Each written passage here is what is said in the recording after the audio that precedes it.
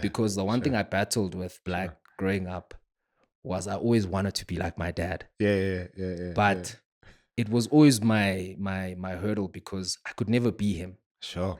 He's got a very strong presence. If he had to walk into this room, you'd feel his presence. Feel him, in the church as well. There's tunes. There's tunes. Perfectly put. There's tunes. And I always wanted to be like him. To my detriment, because in my younger days, before meeting my wife, even when I met my wife, I always wanted to be something I was not. Sure.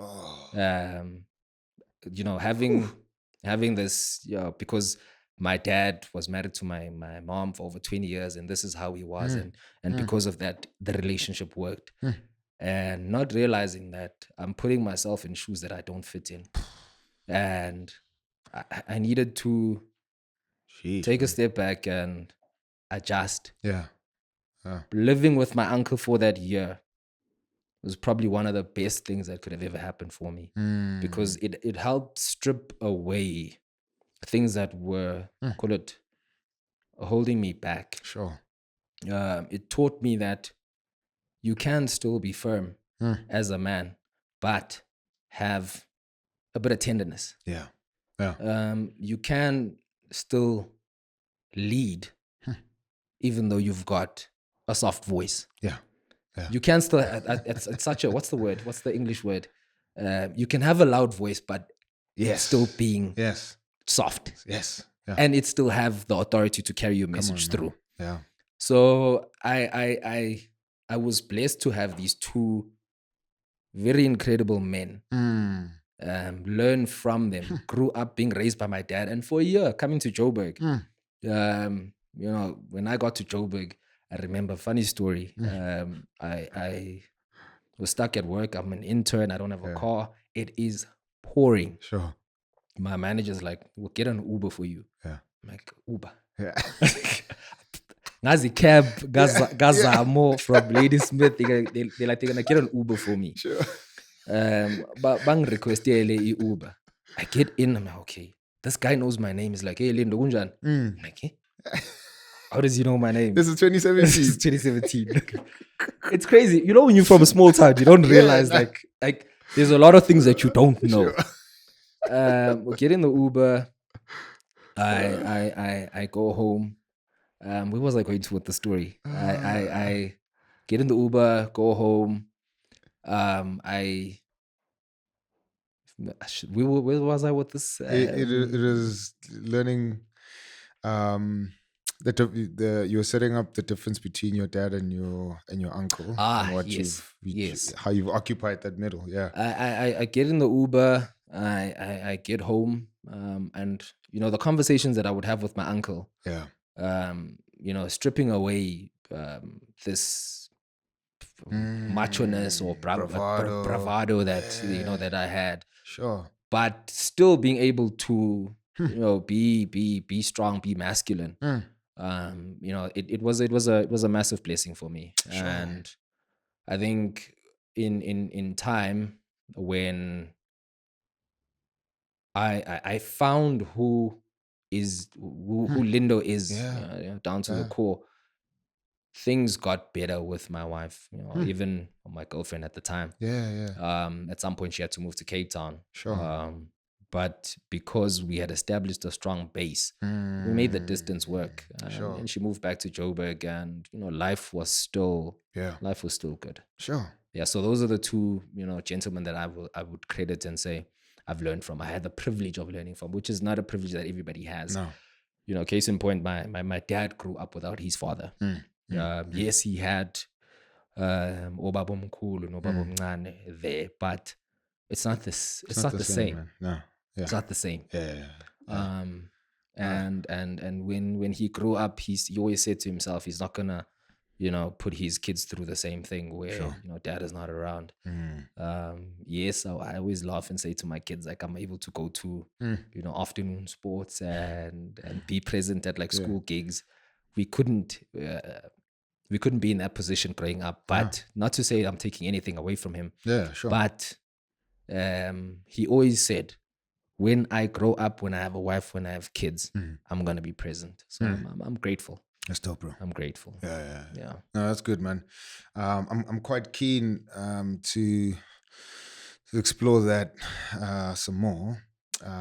So I think it is worthwhile, and we've said it a couple of times here, for men to realize that you can be a lion and a lamb. And I think that's probably the best way that a man can show up.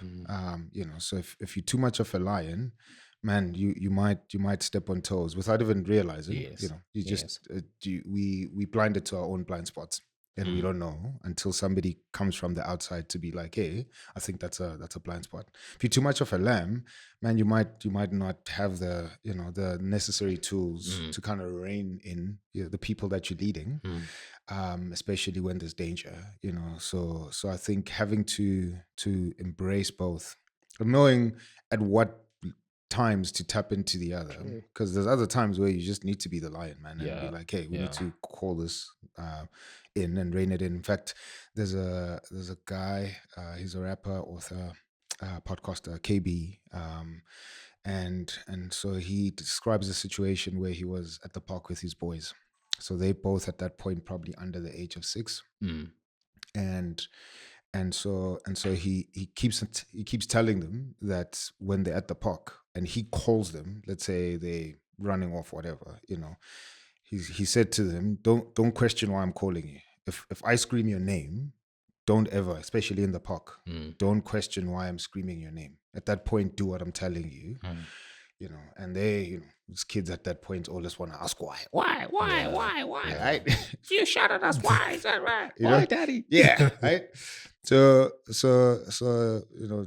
time passes, they go to the park, etc., etc. This one time they were playing at the park, and the boys ran past the boundary, and I think a car was coming. Ooh. And then he screamed both their names, and they responded and came back running to him, And so he was like, man, so he sits them down. He's like, I was prepping you for days like these, Had you stood in the middle of the road to question why my lion is calling you, you probably would have died, So there's times when the lion needs to come out because you're reining in somebody that you're leading, loving, to save their lives. But there's other times where you're gonna have to be gentle, in your approach, etc. So I say that to second, you finding this middle. I think yes, we might have extremes, but generally, I think, man, especially as husbands, we need to have both, And I think in our case, in fact, you have 3 females in your house. Yeah. I have 2, and so I'm like, man, we need a lion and lamb probably more than most guys. If you have sons, you're probably gonna have to rein in your lion more. Yeah. And not to say that you don't have to be tender at all. So I'm keen to find out, how did you come to that awareness? Is it probably being second born, but firstborn son? Because you spoke about this pressure that you had embodied, and it sounds like that pressure wasn't put on you necessarily. I don't know, might have, but you embodied that and you carried that. Where does it come from, and when do you get to a point where you're aware that, man, I'm putting pressure on myself? Was it that year you lived with Uncle Bruce, or how did it play out? Yeah, I think probably before, because when I'll maybe take it back to our university days. So I got to uni, in close to the Midlands of Free State, border Free State, KZN. Yeah. And I moved to Bloem 2 years later to study there. And while I was there, my sister moved to Bloem. My other sister also moved to Bloem. We actually all eventually studied the 3 of us rather studied in Bloemfontein. Okay.